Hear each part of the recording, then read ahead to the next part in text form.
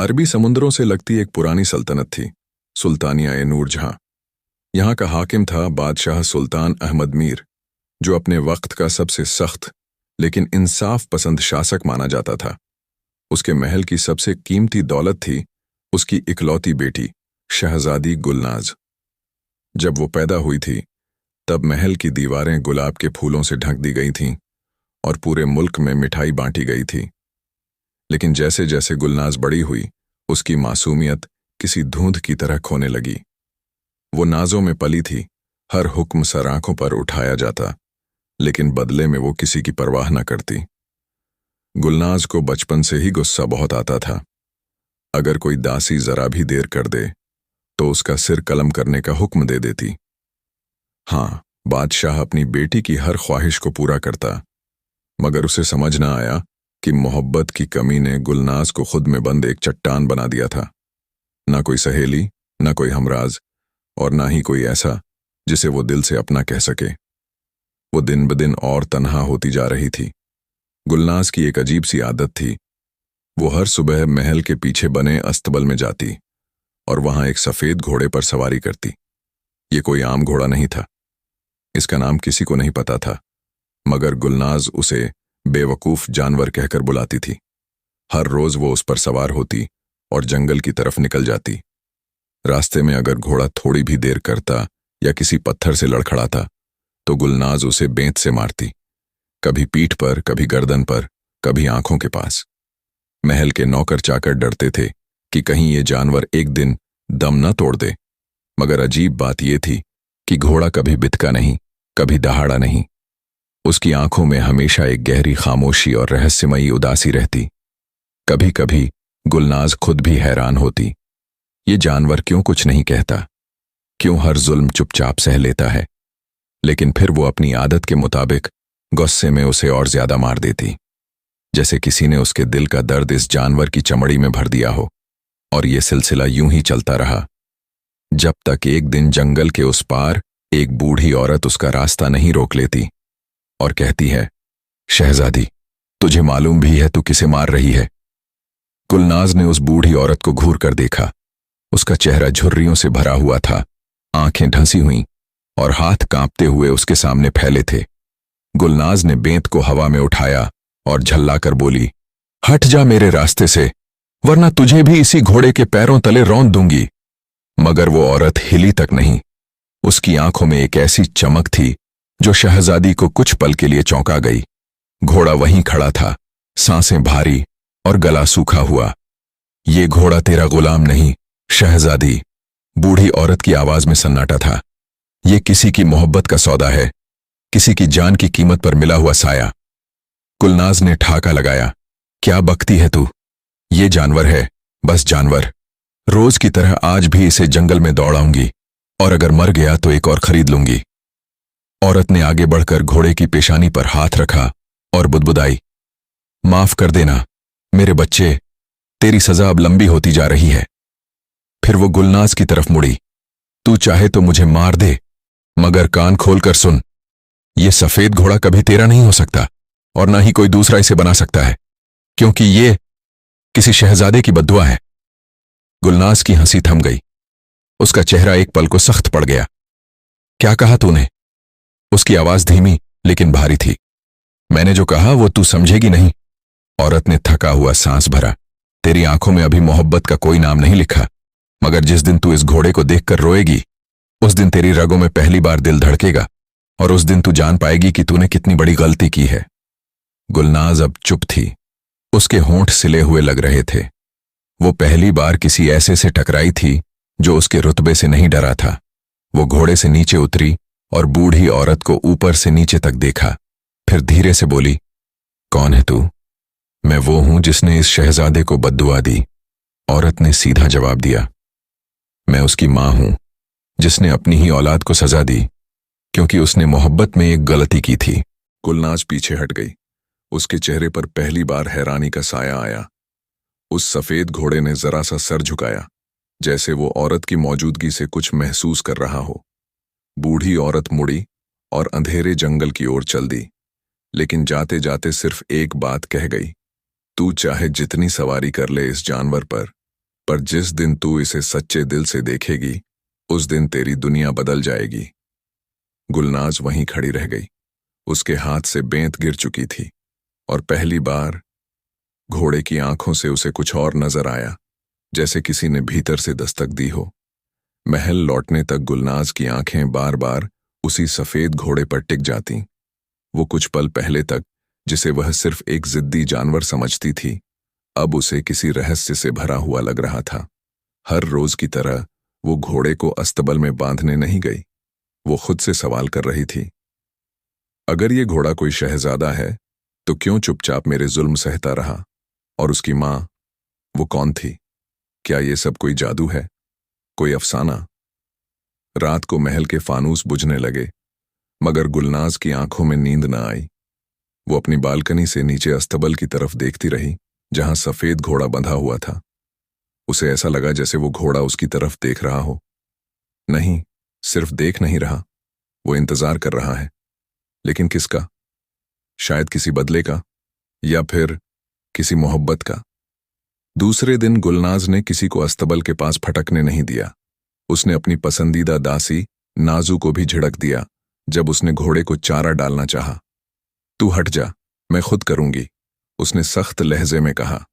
नाजू थोड़ी हैरान हुई, क्योंकि आज तक गुलनाज ने खुद कभी किसी जानवर को हाथ तक नहीं लगाया था। गुलनाज ने घोड़े के सामने एक थाल में चारा रखा, मगर उसका ध्यान घोड़े की आंखों में था। उनमें एक अलग सी रोशनी थी, जैसे किसी इंसान की। वो धीरे धीरे उसके पास गई और पहली बार उसे बिना गुस्से के छुआ। घोड़े की गर्दन पर हाथ फिराया और कुछ पल बाद हल्की सी आहट सुनी, जैसे किसी ने सांस रोकी हो। अगर तू सच में एक शहजादा है, गुलनाज ने फुसफुसाते हुए कहा, तो किसने तुझे बद्दुआ दी? क्यों? और तू कौन है? जवाब कोई नहीं था, मगर घोड़े की आंखें कुछ कह रही थीं, जैसे सालों की चुप्पी अब शब्दों की तलाश में भटक रही हो। गुलनाज को उस बूढ़ी औरत की बात याद आई, जिस दिन तू इसे सच्चे दिल से देखेगी तेरी दुनिया बदल जाएगी। गुलनाज ने महसूस किया कि वो धीरे धीरे बदल रही है। अब वो उसे बेंत से नहीं मारती थी, बल्कि वो हर सुबह खुद उसे संवारती, उसके खुर साफ करती और अकेले में उससे बातें करती। तू मेरी बात समझ सकता है क्या? एक दिन उसने पूछा। घोड़े ने हल्का सा सर हिलाया। वो डर गई, नहीं, हैरान हुई। ये सिर्फ कोई जानवर नहीं था, अब ये यकीन बनने लगा था। पर वो यह जानती थी, अगर ये राज किसी को पता चला तो क्या होगा? उसका बादशाह बाप इसे जानवर समझकर कसाई के हवाले कर देगा। महल के लोग उसका मजाक उड़ाएंगे।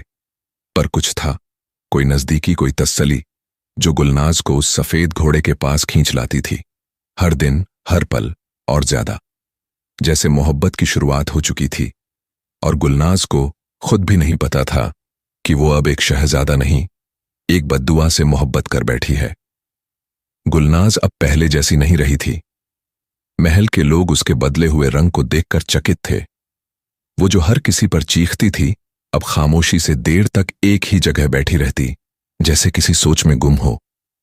उसकी सख्त आवाज में नरमी घुल गई थी और उसके चेहरे पर एक ऐसी उलझन थी जिसे कोई समझ नहीं पा रहा था। लेकिन गुलनाज जानती थी, ये उलझन उस सफेद घोड़े से शुरू हुई थी और अब उसी के इर्द गिर्द उसकी हर सोच घूमने लगी थी। हर सुबह जब वो घोड़े के पास जाती तो उसे लगता कि जैसे वो घोड़ा नहीं, कोई इंसान है जो उससे बातें करना चाहता है। कभी कभी वो मुस्कुरा देती, कभी उसकी आंखों से अचानक आंसू टपक पड़ते, और खुद गुलनाज को भी समझ नहीं आता था कि उसे रोना क्यों आ रहा है। वो उस घोड़े से जुड़ती जा रही थी और हर जुड़ाव के साथ उसके दिल में एक अजीब सा डर पनपने लगा था। अगर ये सब सच है तो एक दिन ये मुझसे छीन लिया जाएगा। एक शाम जब सूरज ढल रहा था, गुलनाज घोड़े के पास बैठी थी। उसके हाथ में गुलाब था, जो उसने खास उसी के लिए तोड़ा था। उसने बड़े प्यार से वो फूल घोड़े के कान के पास रखा और धीमे से बोली, तू जानता है, मैं अब तुझसे मोहब्बत करने लगी हूं। घोड़े ने उसकी तरफ देखा और उसी पल गुलनाज को महसूस हुआ कि उस नजर में कुछ बदला है, जैसे किसी ने अंदर से पुकारा हो। उसकी रूह कांप उठी। उसने घबराकर कहा, तू कुछ कहना चाहता है ना? मैं सुन सा। मगर जबान नहीं है आपके पास, लेकिन मेरे पास दिल है और ये आपको सुन सकता है। सिराज ने उसकी तरफ गर्दन झुकाई, जैसे उसे अपने करीब बुला रहा हो। गुलनाज ने पहली बार उसे गले लगाया। वो गले ऐसा था जैसे किसी इंसान की बाहों में सुकून मिल गया हो। उसी रात गुलनाज ने बूढ़ी औरत की दी हुई किताब को खोला जो उसने जाते वक्त दिया था। किताब में उस बद्दुआ का जिक्र था और उसका तोड़ भी। सच्चे दिल से मोहब्बत करो, मगर मोहब्बत को पाने की जिद मत करो। जब मोहब्बत कुर्बानी में बदल जाए तभी जादू टूटेगा। गुलनाज ने आंखें बंद कर लीं। उसे समझ आ गया था, अगर वो सिराज को इंसान बनाना चाहती है तो उसे खुद से आजाद करना होगा। मगर कैसे, जब उसकी खुद की सांसें सिराज के होने पर टिकी हों। अगली सुबह महल के हर कोने में चुप्पी थी। गुलनाज ने सिराज को खुले मैदान में ले जाकर कहा, अगर आप मेरी मोहब्बत समझ पा रहे हैं तो एक बार अपनी आंखों से कहिए, आप मुझे याद रखेंगे, चाहे जो भी हो। घोड़े ने उसकी तरफ देखा। उसकी आंखों में पानी था, इंसानों जैसा गहरा दर्द। गुलनाज समझ गई वो सब महसूस कर रहा है। फिर अचानक आकाश में बादल गरजने लगे, हवाएं तेज हो गईं और गुलनाज की आंखों के सामने एक रहस्यमयी रोशनी घोड़े के चारों तरफ फैलने लगी। उसकी सांसें रुक गईं। क्या ये वही पल है? रोशनी के बीच से एक चीख आई, इंसान की, और गुलनाज अपनी जगह से हिली नहीं। उसके सामने धीरे धीरे सफेद धुएं में से एक शख्स उभरा, लंबा, गोरा, रोशन आंखों वाला, और उसके होंठ कांपते हुए बोले, गुलनाज, मैं सिराज हूं। गुलनाज के कदम डगमगा गए। वो जमीन पर बैठ गई। उसका दिल तेज तेज धड़कने लगा। उसकी मोहब्बत रंग ला चुकी थी, लेकिन उसे याद था, यही तो इम्तिहान की शुरुआत थी। सिराज अब उसके सामने था, एक इंसान की शक्ल में। वो वही था जिसे गुलनाज हर रोज सहलाती थी, जिसके कानों में वो राज कहती थी, जिसे अपने दिल की जुबान से पुकारा करती थी। मगर अब जब वो इंसान बन चुका था, गुलनाज का दिल डर से कांप रहा था। कहीं ये मोहब्बत अब उसके हाथों से छिन न जाए। सिराज के चेहरे पर एक जानी पहचानी सी मुस्कान थी, मगर आंखों में दर्द ऐसा था जो सदियों की तन्हाई से बुना गया हो। मैं जानता हूं कि आप कौन हैं, उसने कहा। हर उस पल को महसूस किया है जब आप मेरे पास बैठती थीं, जब आप मुझे छूती थीं, और जब आपकी आंखों में वो बेचैनी होती थी जो किसी अपने को बचाने की होती है। गुलनाज कुछ कह नहीं पाई। उसकी आंखें सिराज के चेहरे से हट ही नहीं रही थीं। वो इंसान अब उसकी मोहब्बत का जवाब देने आया था, लेकिन साथ ही उसे याद आया बूढ़ी औरत की बात, जिस दिन तू सबसे ज्यादा मोहब्बत महसूस करेगी, उसी दिन तुझे उसे खोने के लिए तैयार रहना होगा। उसका गला सूखने लगा। क्या अब सब ठीक हो जाएगा? उसने सिराज से पूछा। सिराज ने नजरें झुका लीं। नहीं, अब इम्तिहान शुरू होगा, उसने धीमे से कहा। आपकी मोहब्बत ने मुझे इस कैद से आजाद किया, लेकिन इसकी कीमत अब आपको चुकानी होगी। गुलनाज का दिल बैठने लगा। कीमत? कैसी कीमत? मैं सिर्फ 7 दिन आपके साथ रह सकता हूं, सिराज बोला। 7 दिन तक मैं इंसान बनकर आपके साथ रहूंगा। उसके बाद या तो मैं हमेशा के लिए गायब हो जाऊंगा, या फिर हमेशा आपके साथ रहूंगा। इस बात का फैसला इन 7 दिनों में आपकी मोहब्बत करेगी। गुलनाज की आंखें भर आईं। मैं आपकी मोहब्बत पर शक नहीं करती, लेकिन इन 7 दिनों में क्या करना होगा? सिराज ने उसकी ओर देखा। हर दिन एक इम्तिहान होगा, आपकी वफा, सब्र, त्याग और भरोसे का। और अगर किसी भी दिन आपने मेरी मोहब्बत पर शक किया या अपना दिल डगमगाया, तो मैं हमेशा के लिए चला जाऊंगा। गुलनाज उठ खड़ी हुई। उसकी आंखों से आंसू बह रहे थे, लेकिन चेहरा मजबूत था। तो आइए, ये 7 दिन मेरे लिए 7 जन्मों से भी ज्यादा कीमती होंगे।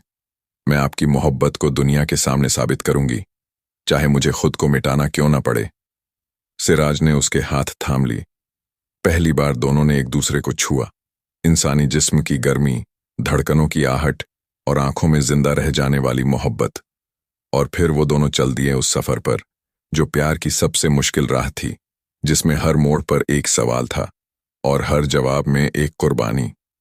पहला दिन सुबह की नरम धूप के साथ शुरू हुआ। गुलनाज ने एक नई उम्मीद के साथ सिराज के लिए नाश्ते की थाली सजाई, जैसे वो कोई आम शहजादा हो। लेकिन उसका दिल जानता था, ये दिन आसान नहीं होने वाला।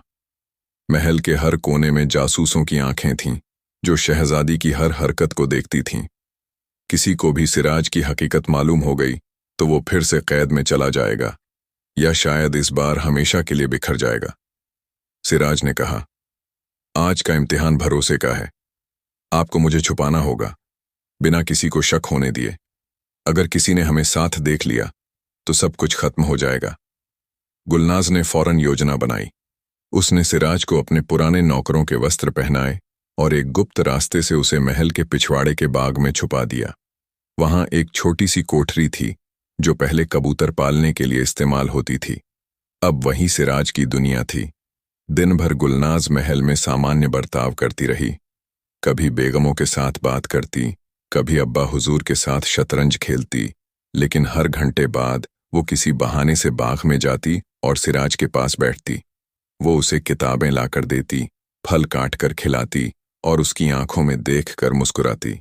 सिराज कहता, आपके पास बैठकर लगता है जैसे मेरी हर सजा हल्की हो जाती है। मगर शाम होते होते तूफान उठ खड़ा हुआ। बादशाह अजहरुद्दीन को किसी सैनिक ने खबर दी, शहजादी किसी अजनबी के साथ बाग में देखी गई हैं। बादशाह के चेहरे पर गुस्से की लकीरें खिंच गईं। मुझे उस बाग में लेकर चलो, उसने दहाड़ते हुए कहा। गुलनाज को जब यह खबर मिली, उसका चेहरा जर्द पड़ गया। वो दौड़ती हुई बाग पहुंची जहां सिराज उसकी राह देख रहा था। हमें जाना होगा। गुलनाज ने उसका हाथ पकड़ा और उसे बाग के पीछे वाली सुरंग की ओर ले चली। वो सुरंग महल के बाहर एक पुरानी मस्जिद तक जाती थी, जहां कभी गुलनाज नमाज पढ़ने जाया करती थी। जैसे ही दोनों उस सुरंग में दाखिल हुए, बाहर सैनिकों की आवाजें गूंजने लगीं। चारों तरफ ढूंढो, कोई न बचे। गुलनाज ने सिराज को अंधेरे में खींचा और कहा, आप मेरी कसम है, एक शब्द मत बोलिए। जो भी हो, मैं आपको बचाऊंगी। उसकी आंखों में आंसू थे, मगर होठों पर वादा कि वो अपनी मोहब्बत को इस दुनिया की हर दीवार से टकराकर भी बचा लेगी। सिराज ने धीरे से उसके हाथ को थाम लिया। मैं यकीन करता हूं आप पर। और वहीं उस सुरंग के अंधेरे में पहली बार गुलनाज को एहसास हुआ कि उसकी मोहब्बत अब सिराज के लिए सिर्फ एक एहसास नहीं, बल्कि उसका वजूद बन चुकी है। सुरंग के अंदर सन्नाटा था, ऐसा सन्नाटा जो मोहब्बत की सबसे लंबी सांस बन गया। सिराज और गुलनाज उस अंधेरे में हाथ थामे बैठे रहे, जैसे वक्त भी वहीं थम गया हो। बाहर फौज की टापें थीं, तलवारें चमक रही थीं, लेकिन इस संकरी सुरंग में दो दिलों की धड़कनें ही सबसे बड़ी लड़ाई लड़ रही थीं, मोहब्बत को बचाने की लड़ाई। गुलनाज की आंखें अंधेरे में भी चमक रही थीं। उसने सिराज के बालों में उंगलियां फिराईं और कहा, आप डरिए मत। ये सुरंग बहुत पुरानी है, मेरी नानी के जमाने की। कोई इसे नहीं जानता। हम यहां कुछ देर रुकेंगे, फिर मैं आपको मस्जिद तक छोड़ दूंगी। सिराज ने धीमे से पूछा, अगर आपको कुछ हो गया तो? गुलनाज मुस्कुरा दी, लेकिन वो मुस्कान कांप रही थी। अगर कुछ हुआ तो मैं खुद आऊंगी आपको ढूंढने, लेकिन अभी हमारा पहला दिन है और मैं हार नहीं मानूंगी। उसी पल एक पत्थर सरकने की आवाज आई। किसी ने सुरंग का छुपा हुआ दरवाजा खोल दिया था। गुलनाज ने चौंक कर सिराज को अपनी ओढ़नी से ढांप दिया और खुद सामने खड़ी हो गई। दो सिपाही अंदर दाखिल हुए। एक ने मशाल पकड़ी थी, दूसरा तलवार लिए हुए था। शहजादी, आप यहां क्या कर रही हैं? पहले सिपाही ने पूछा। गुलनाज ने आंखें तरेर कर कहा, मैं नमाज पढ़ने आई थी। मेरी नानी की वसीयत थी कि हर शुक्र के दिन यहां आकर सूरह यासीन पढ़ूं। क्या अब मुझे इबादत करने से भी रोका जाएगा? सिपाही सकपका गया। नहीं हुजूर, लेकिन खबर मिली थी कि खबरें उड़ती हैं, लेकिन सब सच्चाई नहीं होती। गुलनाज ने झूठ को अपनी आंखों की ताकत से सच में बदल दिया। अब जाइए यहां से, और अगली बार मेरे बारे में शिकायत लाने से पहले खुदा से डरना सीखिए। सिपाही झुककर माफी मांगते हुए बाहर चले गए। जैसे ही उनके कदमों की आहट दूर हुई, गुलनाज थक कर वहीं बैठ गई। सिराज ने उसकी पीठ पर हाथ रखा। आपने जान जोखिम में डाल दी। अगर वो ओढ़नी हटाते तो मैं कहती कि आप मेरी सुबह की पहली किरण ने जैसे ही सुरंग के आखिरी मोड़ पर दस्तक दी। गुलनाज ने सिराज का हाथ पकड़कर कहा, अब वक्त है आपको महफूज जगह पहुंचाने का। ये सुरंग मस्जिद के पीछे खुलती है। वहां एक बूढ़ा मुअज्जिन रहता है जो मेरी वालिदा का एहसानमंद। मैं उसे पहले ही खत भेज चुकी हूं। सिराज हैरान रह गया। आपने सब पहले से सोच रखा था? गुलनाज ने मुस्कुराकर जवाब दिया, मोहब्बत कभी बेहोशी में नहीं की जाती सिराज। ये इबादत है और इबादत की तैयारी में चूक नहीं होनी चाहिए।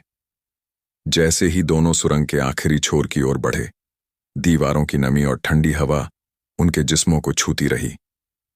हर कदम के साथ सिराज का दिल भारी होता गया। वो जानता था महल की दीवारों से निकलना आसान है, लेकिन गुलनाज के बिना बाहर की दुनिया सिर्फ वीरानी है। आखिरकार वो दरवाजा आया जहां से मस्जिद का पिछवाड़ा नजर आता था। गुलनाज ने हल्के से दस्तक दी, 3 बार, जैसे तय हुआ था। कुछ देर बाद एक बूढ़ा शख्स दरवाजा खोलता है। उसकी आंखों में उम्र का वकार और जुबान पर आदाब। शहजादी साहिबा, आपने फरमाया और मैं चला आया। ये जनाब वही हैं? बूढ़े ने सिराज की ओर देखा। गुलनाज ने सिर हिलाया। इनकी हिफाजत आपकी जिम्मेदारी है हाफिज साहब।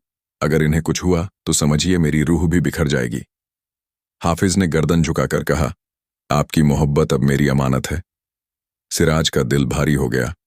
उसने गुलनाज की तरफ देखा। तो अब आप जा रही हैं? गुलनाज ने उसकी हथेली अपने चेहरे से लगाई। नहीं, मैं लौट रही हूं, लेकिन सिर्फ अभी के लिए।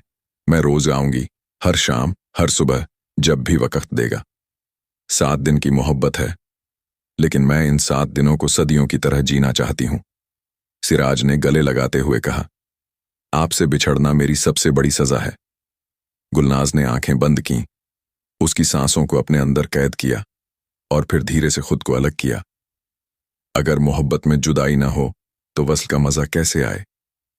फिर वो बिना पीछे देखे सुरंग की ओर लौट गई।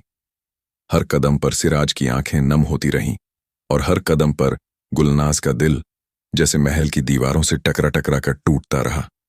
उसे पता था अगला दिन और ज्यादा मुश्किल होगा, लेकिन मोहब्बत का इम्तिहान आसान कब रहा है?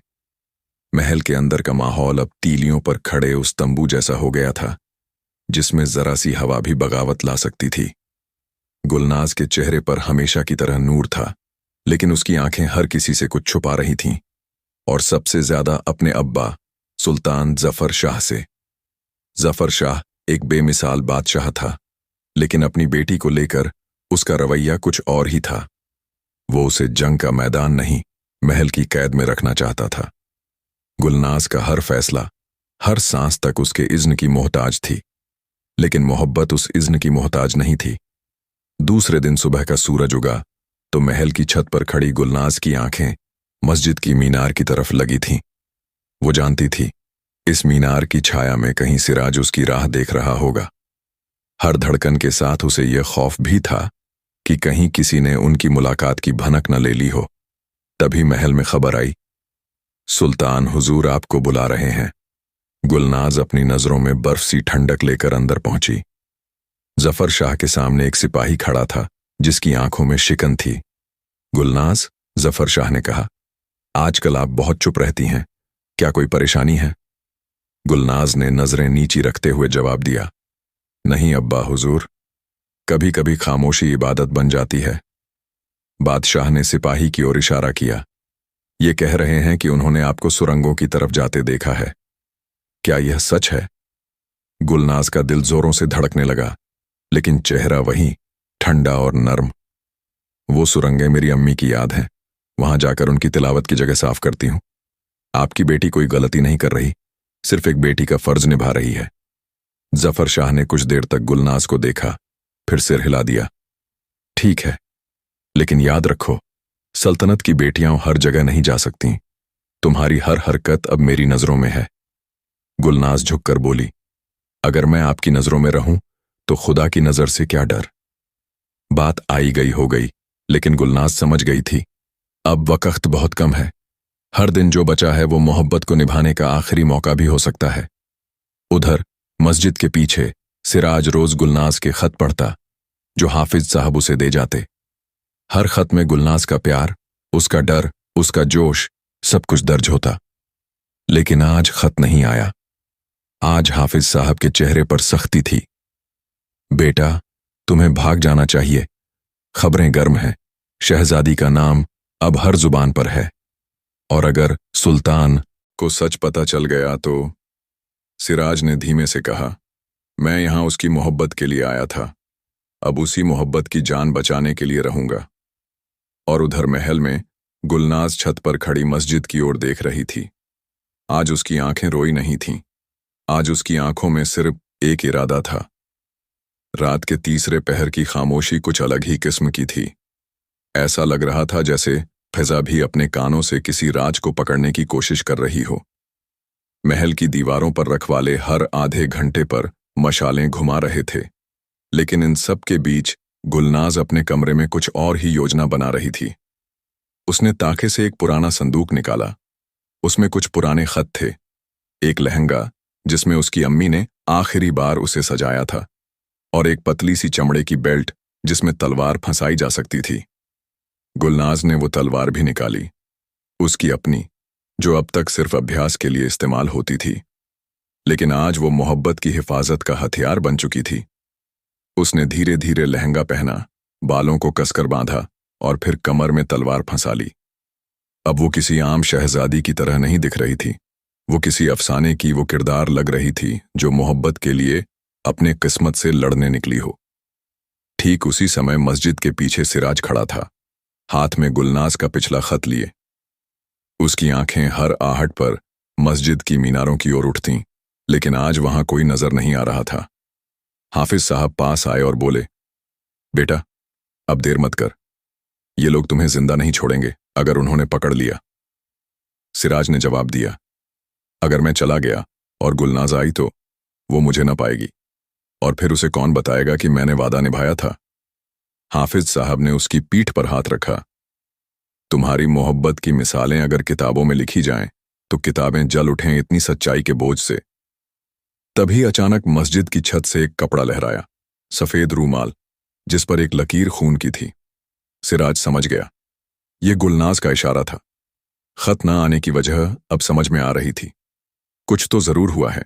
शायद जफर शाह को शक हो गया है, शायद गुलनाज को कैद कर लिया गया है। उसने तलवार उठाई और बोला, अब इंतजार नहीं होगा, अब मैं खुद चलूंगा उसकी जान बचाने। हाफिज साहब ने रास्ता रोका।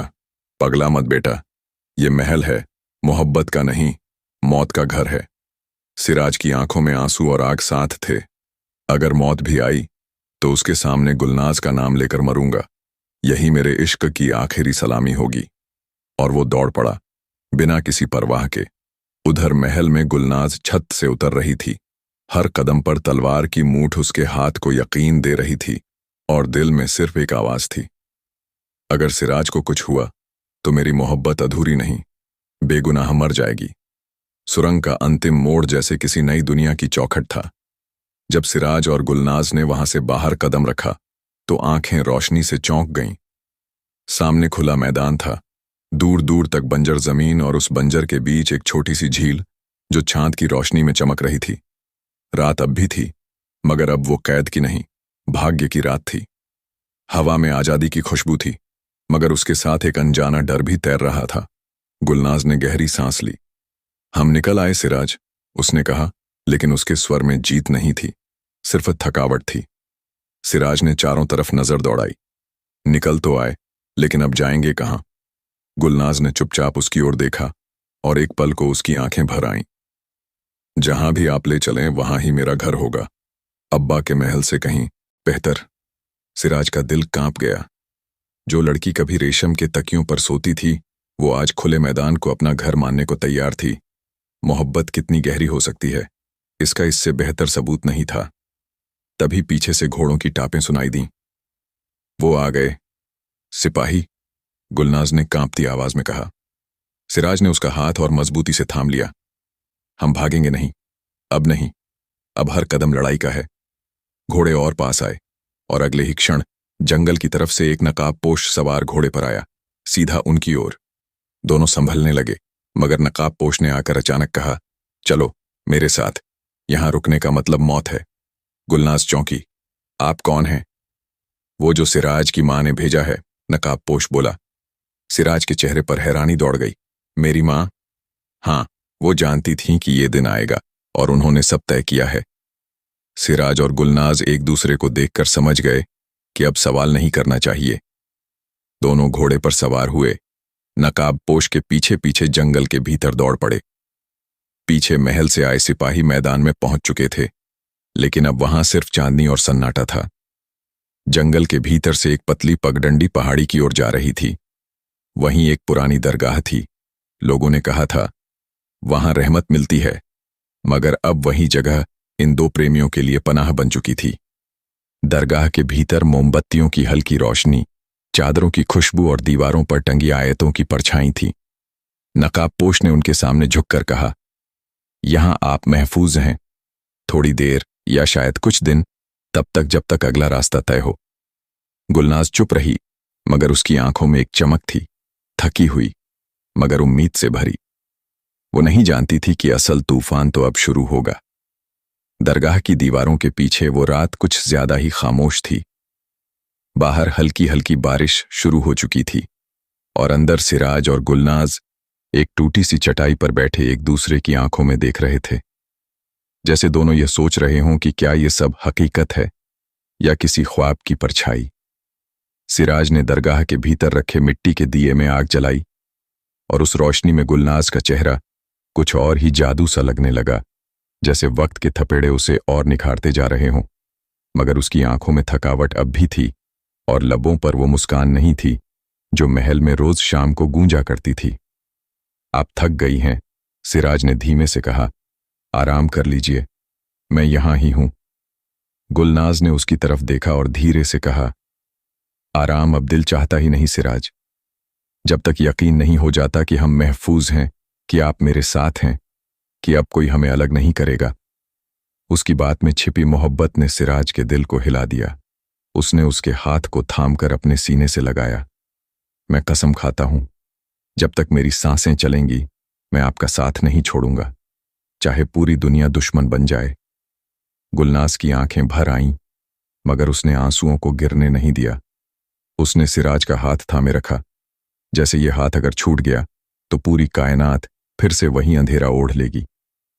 इसी दरमियान दरगाह के दरवाजे पर दस्तक हुई। सिराज ने झट से अपनी तलवार थामी और दरवाजे की ओर बढ़ा। नकाबपोश खड़ा था, लेकिन इस बार उसके साथ एक बूढ़ी औरत थी जिसके चेहरे पर रोशनी थी और आंखों में बहुत से राज। ये तुम्हारी मां की सबसे पुरानी दाई है, नकाबपोश बोला। इन्हें हुक्म मिला था कि जब तुम्हारी मोहब्बत पर बला आए तो उसे महफूज रखने का जिम्मा इन्हें सौंपा जाए। दाई ने गुलनाज को देखा और बोली, आप जैसी शहजादी को देखना मेरी आंखों के नसीब में होगा, ये सोचा भी नहीं था। आप फिक्र मत कीजिए बेटी, अब आप हमारे हवाले हैं। गुलनाज ने सिराज की ओर देखा, फिर दाई की तरफ। एक अजीब सा चैन उसके चेहरे पर उतरने लगा, जैसे उसे वाकई यकीन हो गया कि अब कुछ पल की राहत मिल सकती है। रात लंबी थी, मगर दिल कुछ हल्का था। सिराज ने दरगाह के दरवाजे पर बैठकर पहरा देना शुरू किया और गुलनाज दाई के साथ अंदर चली गई। मगर उस रात दरगाह के पीछे के अंधेरे में कुछ और भी था, एक परछाई जो उन्हें दूर से देख रही थी। वो परछाई उसी बद्दुआ का हिस्सा थी जो इस मोहब्बत के पीछे लगी थी, और ये परछाई अब कदम बढ़ा रही थी। दरगाह की पिछली दीवार से सटी झाड़ियों में जो साया था वो इंसान नहीं था, वो बद्दुआ का अक्स था। न धड़कन, न आवाज, सिर्फ एक सर्द एहसास जो फिजाओं को बोझिल बना देता था। वो साया सिराज और गुलनाज की मोहब्बत की हर आहट पर निगाह रखे हुए था, और जैसे जैसे मोहब्बत गहरी होती जा रही थी उस बद्दुआ की ताकत भी बढ़ रही थी। दूसरी तरफ गुलनाज अब अंदर उस बूढ़ी दाई के साथ बैठी थी जो अपने झुर्रीदार हाथों से उसके बालों में तेल मल रही थी, जैसे वो कोई आम लड़की हो, कोई शहजादी नहीं। मगर गुलनाज की आंखें अब भी दरवाजे पर थीं जहां सिराज बैठा था, तलवार हाथ में, निगाहें खुले मैदान पर, और दिल उसकी महबूबा के लिए धड़कता हुआ। आपके चेहरे पे एक अलग सी रौनक है बेटी, दाई ने कहा। गुलनाज मुस्कुराई नहीं, सिर्फ धीमे से बोली, शायद मोहब्बत का असर है या शायद डर का, मैं नहीं जानती। डर का? दाई ने रुककर पूछा। हाँ, गुलनाज ने एक लंबा सांस लेकर कहा। मैं डरती हूं कि इतनी मोहब्बत मिलने के बाद कहीं इसे खो ना दूं। दाई ने उसके सिर पर हाथ फेरते हुए कहा, जो मोहब्बत सच्ची हो उसे खोने का डर सबसे बड़ा इम्तिहान होता है। बाहर सिराज की आंखें अचानक चौंक गईं। उसे झाड़ियों के पीछे कुछ हरकत महसूस हुई। उसने तलवार थामी, उठकर धीरे धीरे आगे बढ़ा। बारिश अब तेज होने लगी थी और हर बूंद जमीन से टकराकर जैसे किसी आने वाले तूफान की आहट दे रही थी। वो झाड़ियों के पास पहुंचा, मगर वहां कुछ न था। मगर तभी एक साया उसके पीछे आ खड़ा हुआ। सिराज ने पलटकर वार किया, मगर तलवार जैसे हवा से टकराई हो। सामने कोई जिस्म न था, सिर्फ एक धुंधलाया हुआ चेहरा जो किसी जवान लड़के का था, मगर आंखें खून जैसी लाल थीं। तू सिराज है? साया बोला, और उसकी आवाज गूंज की तरह हर दिशा से टकरा रही थी। तू कौन है? सिराज ने गुर्राकर पूछा। मैं वो हूं जिसे गुलनाज ने ठुकराया था। मैं वो हूं जिसे उसकी एकना ने बर्बाद कर दिया, और अब मैं वो हूं जो उसे हर हाल में अपने साथ ले जाएगा। सिराज की सांसें थम गईं। तू तू सलीम है? उसने कांपती आवाज में पूछा। वो नाम जिसे उसने सुना था मगर कभी देखा नहीं। साया हंसा, ठंडी डरावनी हंसी। मैं अब इंसान नहीं रहा सिराज, मैं अब सिर्फ एक बद्दुआ हूं। सिराज ने तलवार दोबारा उठाई। तो फिर ये भी जान ले, मैं सिर्फ एक मछुआरे का बेटा नहीं हूं। मैं उस मोहब्बत का रखवाला हूं जो तू नहीं समझ सका। साया अचानक गायब हो गया, मगर हवाओं में अब एक अजीब सरसराहट फैल गई थी। सिराज समझ चुका था कि ये लड़ाई अब तलवारों से नहीं, दिलों और तकदीरों से होगी। और दरगाह के अंदर गुलनाज, जो अब सोने की कोशिश कर रही थी, उसकी पलकों के पीछे एक अनजानी बेचैनी करवटें ले रही थी, जैसे उसका दिल किसी आने वाले तूफान को पहले से पहचान गया हो। बारिश की बूंदें अब तेज थपेड़ों में बदल चुकी थीं। दरगाह के ऊपर लगे पुराने कपड़े की चादरें फड़फड़ा रही थीं, और हर कोना जैसे उस अदृश्य तूफान से डरा हुआ लग रहा था। सिराज उस साया के गायब होने के बाद देर तक वहीं खड़ा रहा, तलवार अब भी हाथ में, मगर चेहरे पर एक अलग ही सख्ती थी। अब बात किसी मामूली खतरे की नहीं थी। अब उसकी मोहब्बत की असली आजमाइश शुरू हो चुकी थी। वो दरगाह के भीतर लौटा, जहां गुलनाज अब भी नींद से कोसों दूर थी। उसकी आंखें दीवारों पर टिकी थीं, जैसे वो किसी अंधेरे को घूर रही हो जो सिर्फ उसे ही दिख रहा हो। सिराज ने देखा, वो घबराई हुई थी। वो उसके पास गया और हल्के से उसका हाथ थामा। क्या हुआ? उसने पूछा। गुलनाज ने बिना जवाब दिए सिर हिलाया। कुछ नहीं, पर दिल अजीब सा लग रहा है, जैसे कुछ बहुत बुरा होने वाला है। सिराज ने उसकी हथेली को अपनी हथेलियों में ले लिया। जो भी होगा, मैं आपके साथ हूं। ये वादा पहले भी किया था और अब इस वक्त पर भी करता हूं। गुलनाज ने उसकी ओर देखा और उसकी आंखों में वो भरोसा नजर आया जो किसी दरबार में नहीं मिलता, किसी तख्त पर नहीं बैठता, सिर्फ सच्ची मोहब्बत में पलता है। दाई ने दूर से देखा और उसके चेहरे पर फिक्र की एक लकीर उभरी। वो धीमे कदमों से बाहर गई और दरगाह की पीछे की जमीन से मिट्टी उठाई। उसने कुछ पुराने शब्द बुदबुदाए, जैसे कोई वक्त से भी पुरानी दुआ। वो जानती थी कि अब यह लड़ाई सिर्फ सिराज और उस साए की नहीं है, बल्कि एक पूरी दुनिया का इम्तिहान है। दूसरी तरफ महल में शोर मचा हुआ था। बादशाह नूरुद्दीन अब तक गुलनाज के अचानक गायब होने को बर्दाश्त नहीं कर पा रहा था। उसने पूरे इलाके में सिपाही भेजे थे। हर गली, हर दरगाह, हर जंगल छाना जा रहा था, मगर उसे यह नहीं पता था कि उसकी बेटी अब महल की शहजादी नहीं रही। अब वो एक साधारण दिल वाली लड़की थी, जिसने मोहब्बत को अपना ताज बना लिया था। सलीम यानी वो बद्दुआ अब एक नई चाल की तैयारी में था। वो किसी वीराने में बैठा एक सूखी झील के किनारे कुछ तावीज जला रहा था। उसकी आंखें बंद थीं और हर तावीज के साथ उसके होंठों से लानत भरी आवाजें निकल रही थीं। वो अब सिर्फ गुलनाज को नहीं चाहता था, वो चाहता था कि उसकी हर याद मिटा दी जाए, ताकि मोहब्बत का नाम लेने वाला कोई न बचे। रात अब और भारी लगने लगी थी। दरगाह के ऊपर चांद कहीं गुम हो गया था। सिराज ने गुलनाज को सुलाया, दाई को इशारे से पहरे का कहा और खुद बाहर आकर उस अंधे आसमान की तरफ देखा। या रब, उसने धीरे से कहा, अगर मेरी मोहब्बत सच्ची है तो मेरी जान ले ले, लेकिन गुलनाज को महफूज रख। उसकी आवाज हवाओं में खो गई, मगर आसमान के किसी कोने में एक छोटा सा तारा चमक उठा। शायद दुआ ने रास्ता पकड़ लिया था। अब वो दिन नहीं रहा था जब गुलनाज बेफिक्री से महल की बालकनी से चांद देखा करती थी, या जब सिराज खेतों में तलवार घुमाकर खुश हुआ करता था। अब हर सांस में डर था और हर साया दुश्मन लगता था। दरगाह की हवा तक जैसे अब उनके खिलाफ हो चुकी थी। सिराज, जो अब तक हर मुश्किल से लड़ने के लिए तैयार रहा था, पहली बार उलझन में था। उसने रात के पहर में दाई को बुलाया और दरगाह के सबसे कोने वाले हिस्से में उससे अकेले बात करने बैठा। दाई, आप कुछ छुपा रही हैं, बताइए, ये सलीम कौन है? इंसान है या कोई और चीज? सिराज की आवाज गंभीर थी। दाई ने लंबी सांस ली और फिर धड़कते दिल से बोली, वो इंसान था, बहुत पहले, लेकिन एक बद्दुआ ने उसे ऐसा बना दिया कि अब न वो जीता है न मरता है। और वो बद्दुआ किसी और ने नहीं, आपकी गुलनाज ने ही दी थी। सिराज चौंक गया। गुलनाज ने? दाई ने सर झुकाया। सालों पहले गुलनाज जब छोटी थी तो सलीम महल में ही एक घुड़साल का लड़का था। वो उससे बेइंतहा मोहब्बत करता था, मगर गुलनाज ने कभी उसे अपना नहीं समझा। एक दिन जब उसने जिद की हद पार की, गुलनाज ने पूरे महल के सामने उसे धक्का दे दिया और गुस्से में कहा, काश तू जानवर बन जाए ताकि तुझे मेरी हैसियत का अंदाजा हो। उसी दिन एक अजीब हादसा हुआ और सलीम गायब हो गया। सिराज के चेहरे पर जैसे बिजली गिर पड़ी। तो वो घोड़ा? दाई ने सर हिलाया। हाँ, वही सलीम था। वो घोड़े की शक्ल में रहकर भी गुलनाज से दूर नहीं हो पाया, और अब जब बद्दुआ पूरी हो गई है, वो वापस आया है। मगर मोहब्बत की जगह अब उसके दिल में नफरत है। सिराज ने अपनी मुट्ठियां भींच लीं। ये कहानी जितनी सुनने में अजीब है, उतनी ही दर्दनाक भी। लेकिन अब मैं कुछ भी करके गुलनाज को बचाऊंगा। उधर गुलनाज अकेली खड़ी थी, दरगाह के उस हिस्से में जहां कभी चिराग जलते थे।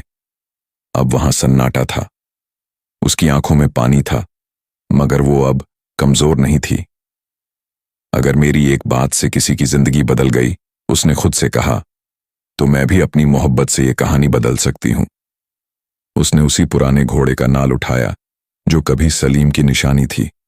उसे सीने से लगाते हुए बोली, तू चाहे जितनी नफरत ले आए, मेरी मोहब्बत अब तुझसे लड़ने के लिए तैयार है।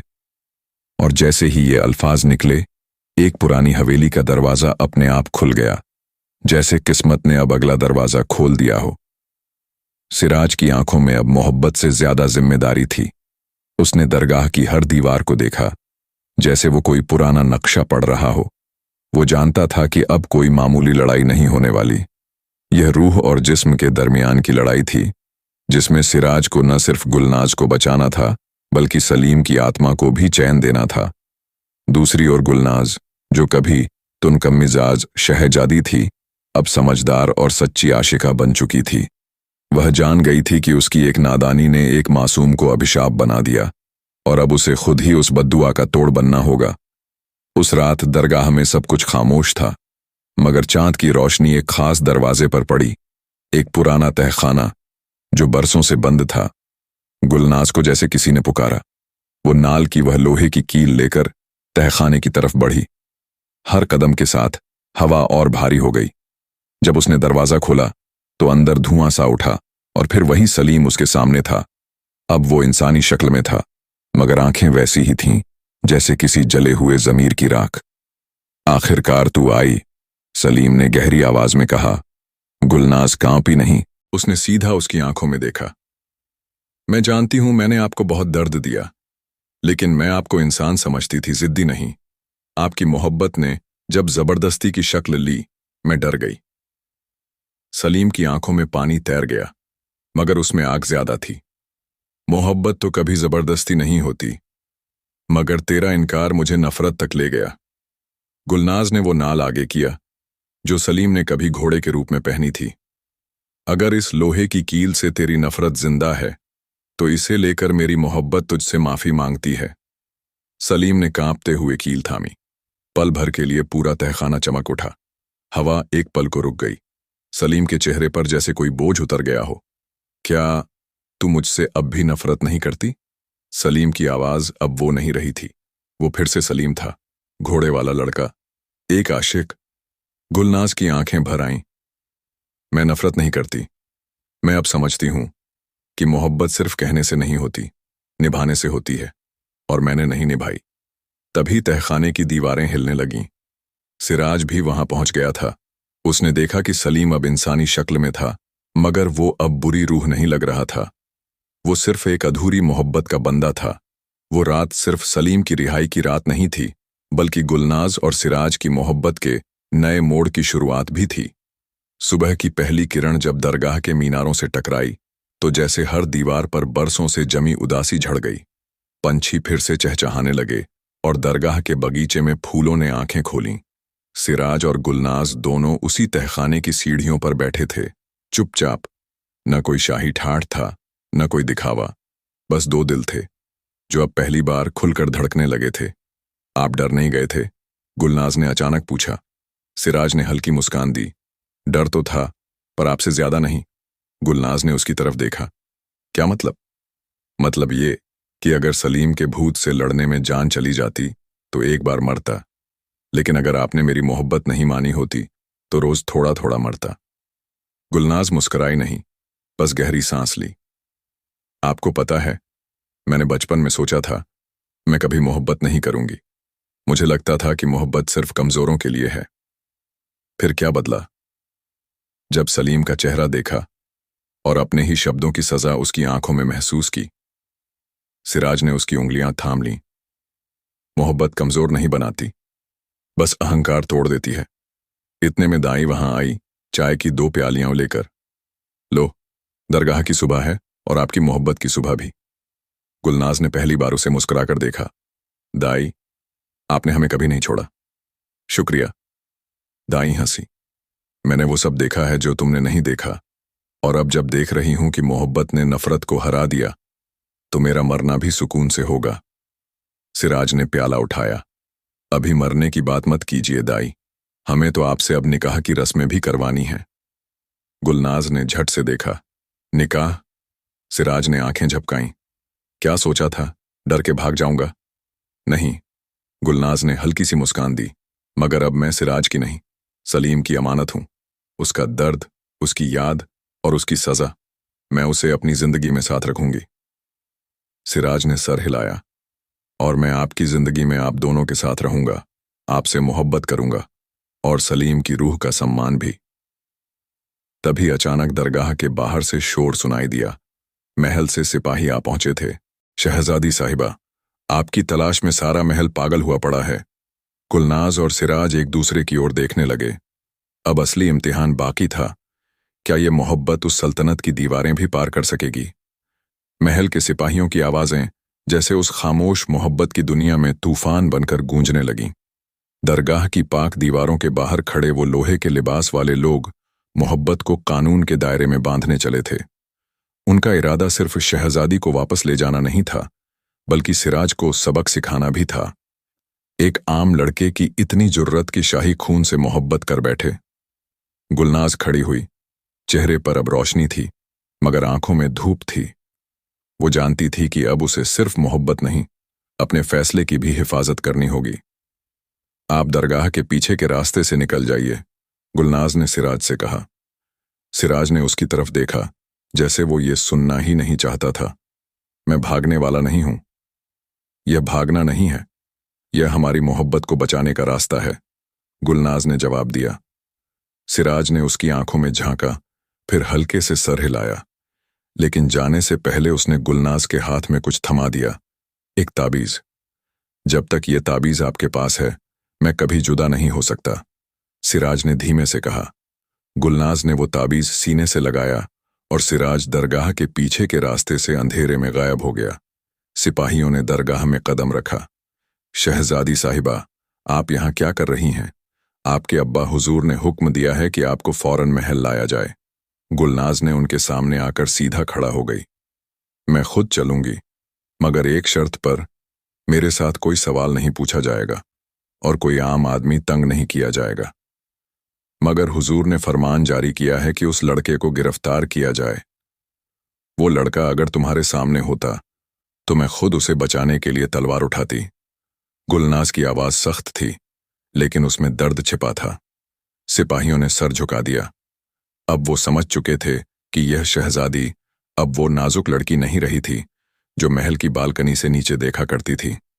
अब वो एक औरत थी जो अपने फैसलों पर अडिग थी। महल लौटते वक्त गुलनाज की आंखें आसमान पर थीं। चांद अब बादलों के पीछे छुपा था, जैसे वो भी इस मोहब्बत की तकदीर से डर गया हो। महल की दीवारें अब उसे बंदिशें लगती थीं।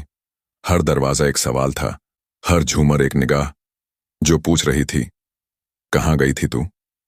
और महल के अंदर बादशाह गाजी खालिद बैठा था, लाल आंखों और पत्थर जैसे चेहरे के साथ। उसके हाथ में सिराज की तस्वीर थी।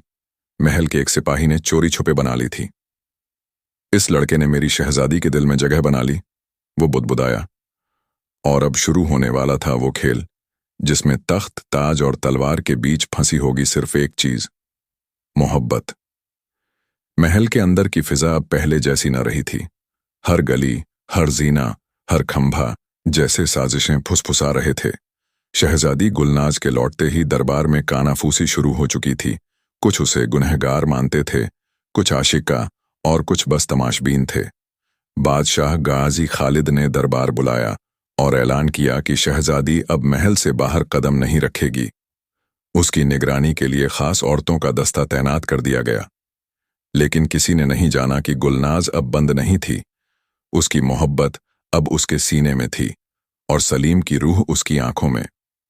एक रात जब सब सो रहे थे, गुलनाज महल के पिछवाड़े बने पुराने अस्तबल में गई, वही जगह जहां वो अक्सर अपने सफेद घोड़े नीलकमर को लेकर जाया करती थी। नीलकमर अब वहां नहीं था। उसके जाने के बाद उसे दरगाह की ओर भेज दिया गया था। गुलनाज अस्तबल की दीवार से टिक कर बैठ गई। उस दीवार पर अब भी सलीम की बनाई गई छोटी सी दिल की आकृति थी जिसे उसने अपने नाखून से खुरचा था। गुलनाज ने अपनी उंगलियां उस दिल पर रखीं और आंखें बंद कर लीं। सलीम, क्या आप मुझे देख रहे हैं? उसने धीमे से कहा। हवा में जैसे कोई साया लहराया और फिर एक साया दिखाई दिया, सिराज का। शहजादी। गुलनाज चौंकी नहीं। वो जानती थी कि वो आएगा। आप कैसे आए? जिस महल में आपकी यादें हों वहां की दीवारें मुझे बुला लेती हैं, सिराज ने जवाब दिया। अगर किसी ने देख लिया तो देख ले। अब मैं डरता नहीं। मैं जानता हूं कि आपने मेरी मोहब्बत को सलीम की मोहब्बत के बराबर जगह दी है। इससे ज्यादा और क्या चाहिए मुझे? गुलनाज ने उसकी तरफ देखा। मगर मेरे अब्बा, अगर उन्हें पता चला तो वो मुझे जान से मार देंगे। तो मार दें, मगर मैं हर जन्म में आपकी तलाश करता रहूंगा। गुलनाज की आंखों में आंसू आ गए। आपको क्या लगता है मोहब्बत जीत जाएगी? नहीं, सिराज ने कहा। मोहब्बत कभी जीतती नहीं, वो तो बस लड़ती रहती है, आखिरी सांस तक। उनकी बातों के बीच अस्तबल के पीछे किसी के कदमों की आहट आई। कोई झाड़ी में हिला था, शायद कोई सिपाही, शायद कोई जासूस। सिराज ने फौरन गुलनाज की हथेली थामी। अब चलना होगा, लेकिन एक वादा करिए, अगली बार जब हम मिलें तो हमारे बीच कोई रूह ना हो, कोई फासला ना हो। गुलनाज ने सर हिलाया। मैं वादा करती हूं, अगली बार हम साथ होंगे, चाहे जो भी हो जाए। सिराज पीछे अंधेरे में गायब हो गया, जैसे हवाओं में घुल गया हो। और गुलनाज, वो वहीं बैठी रही, उस दिल की आकृति पर हाथ रखे जहां अब एक नहीं 2 धड़कनें बसी थीं। चांदनी रातें बीत गईं, मौसम बदले, मगर शहजादी गुलनाज की आंखों का इंतजार वैसा ही रहा, ठहरा हुआ, गहरा और बगावत से भरा। महल की दीवारें दिन ब दिन उसके लिए कैद बनती जा रही थीं, मगर वो एक शहजादी थी, न सिर्फ ताज की बल्कि मोहब्बत की भी। उधर सिराज, जो अब पूरे सल्तनत में बागी कहलाने लगा था, दर दर फिरता रहा। उसने तलवार नहीं उठाई, लेकिन उसकी मोहब्बत खुद एक बगावत थी। वो हर शहर, हर गांव में गुलनाज की तस्वीरें बनाकर बेचता, जैसे किसी इबादत को फैलाना चाहता हो। लोग उसकी मोहब्बत की मिसालें देने लगे, कुछ हंसते, कुछ रोते और कुछ उसकी कहानी सुनकर अपने जख्म सहलाते। बादशाह गाजी खालिद को अब सिर्फ ताज की फिक्र नहीं थी, उसे अपनी बेटी की आंखों में बुझती रोशनी ने बेचैन कर दिया था। एक रात उसने गुलनाज को अपने पास बुलाया। तू अब भी उसी लड़के के लिए तड़प रही है? उसने पूछा। गुलनाज चुप रही, फिर बोली, तड़पना तो उस दिन शुरू हुआ जब आपने उसे मुझसे जुदा किया था, और जो मोहब्बत आपसे डर जाए वो मोहब्बत नहीं होती अब्बा हुजूर। गाजी खालिद की आंखें नम हो गईं। उसने अपनी बेटी को पहली बार किसी की मोहब्बत में इतनी मजबूती से खड़ा देखा था। वो समझ गया, अब यह दिल अगर दबाया गया तो टूटेगा जरूर, मगर आवाज ऐसी होगी कि पूरी सल्तनत हिल जाएगी। और फिर एक शाम महल के दरवाजे पर एक सफेद घोड़ा आ खड़ा हुआ। वही नीलकमर। उसकी पीठ पर सिराज बैठा था। उसके हाथ खाली थे, आंखों में इज्जत थी और दिल में मोहब्बत। मैं आपकी शहजादी का सौदा करने नहीं आया बादशाह सलामत। मैं बस अपनी रूह वापस लेने आया हूं जो आपने महल में कैद कर रखी है। गुलनाज ऊपर महल की बालकनी से देख रही थी। उसके चेहरे पर हैरानी नहीं थी, जैसे वो जानती थी कि एक दिन ऐसा आएगा। उसने नीचे देखा और चुपचाप नीचे उतर गई। पूरे दरबार के सामने गुलनाज सिराज के पास आ खड़ी हुई। अब्बा हुजूर, अगर आप चाहें तो मुझे तलवार से काट दीजिए, मगर इस बार मेरी मोहब्बत के रास्ते में मत आइए। ये वो शहजादी नहीं रही जो आपके डर से कांपती थी। ये अब उस मोहब्बत की माशूका है जो सिर्फ एक बार मिलती है और हर बार मिटा दी जाती है। दरबार में सन्नाटा छा गया। बादशाह ने अपनी तलवार को देखा, फिर अपनी बेटी को, और फिर नीलकमर पर बैठे उस आशिक को जिसके पास कुछ नहीं था मगर दिल में पूरा आसमान था। जा, उसने कहा, अगर तेरी मोहब्बत में इतनी ताकत है तो उसे सल्तनत की जरूरत नहीं, सिर्फ एक घोड़ा और एक रास्ता काफी है। गुलनाज चढ़ी नीलकमर पर। सिराज ने उसकी कमर थामी और सफेद घोड़ा भाग चला, ताज और तकदीर की तमाम सीमाओं को रौंदता हुआ। लोगों ने कहा वो किसी बेअबान में जाकर बस गए, कुछ ने कहा वो जन्नत की तलाश में निकल गए, मगर सच यह था कि मोहब्बत ने आखिरकार आजादी पाली थी। कहानी खत्म नहीं हुई दोस्तों, क्योंकि जहां भी मोहब्बत होगी वहां एक शहजादी होगी, एक सिराज होगा और एक सफेद घोड़ा जो उन्हें तकदीर से चुरा ले जाएगा।